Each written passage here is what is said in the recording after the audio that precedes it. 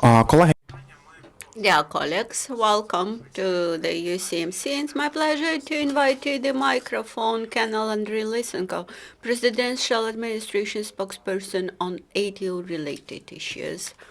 Good afternoon, esteemed colleagues. Just very brief information about the latest events during last 24 hours in the ATO area. From the very beginning, I would like to say that because of combat activities which happened yesterday during 24 shells. No Ukrainian soldiers were wounded and no one were killed. Near Lugansk, our enemies twice opened fire from grenade launchers. Those incidents happened near Krymsk and Lysenko, around near Donetsk. The combat activities of low intensity continues along the contact line, along the entire contact line. The tactics of the enemies remains the same. Provocative shelling of our positions from small arms and grenade launcher. The most long-lasting shellings yesterday were held by the enemies near Mayorsk, Troitsk, and Piska. Near Mariupol, yesterday the situation remained absolutely quiet. SBU has stopped activities of the criminal organizations which called itself the Trade Union of LPR, and it actually had tried to stall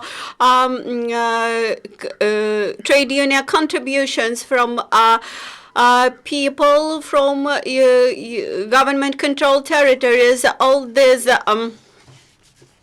funds were aimed at the funding of illegal band formations, and Ukrainian law enforcers had stopped the theft of 800 hryvnia, and one more terrorist was arrested by SBU. When I was involved in these activities, I found the Russian officers who informed us that they would train us. How did you understand that he was Russian? His pronunciation proved that he was Russian. Our group of chemists was trained in producing the amateur explosive ordinances. Also, we were taught how to transport weapons via checkpoints.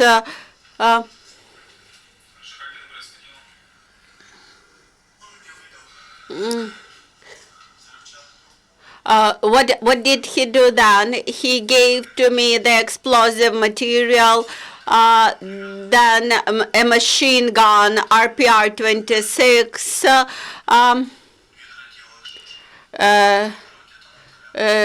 5 detonators, and mobile telephone, which was ready.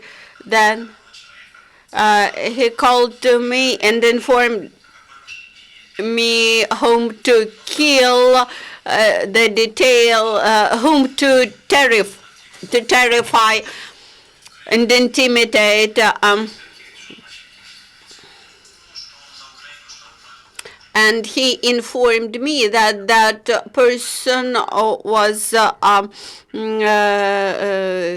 for Ukraine. Ukrainian authorities take care about rehabilitation of Ukrainian soldiers and about preparation of them to peaceful life, in particular in the Dnipropetrovsk group of participants of the ATO operation had graduated from 3-month computer course in programming and creation of internet web Besides, there's newly gained knowledge will allow them to integrate to peaceful life and find good jobs. Now questions, Fifth TV channel. I can see the new information that the militants are accumulating heavy military equipment, about accumulation of tanks, about Buratina systems. Whether that's true or not, you speak about data got by our reconnaissance and intelligence units. Those data are provided to the OSCE mission, which would allow them to carry out their responsibilities and mandate properly. That's true about Donetsk, Donetsk city. In some quarters of the city, they the militants had hidden heavy weaponry, tanks, and Buratina MLRS systems. That's data were double checked by our reconnaissance units, so that's true.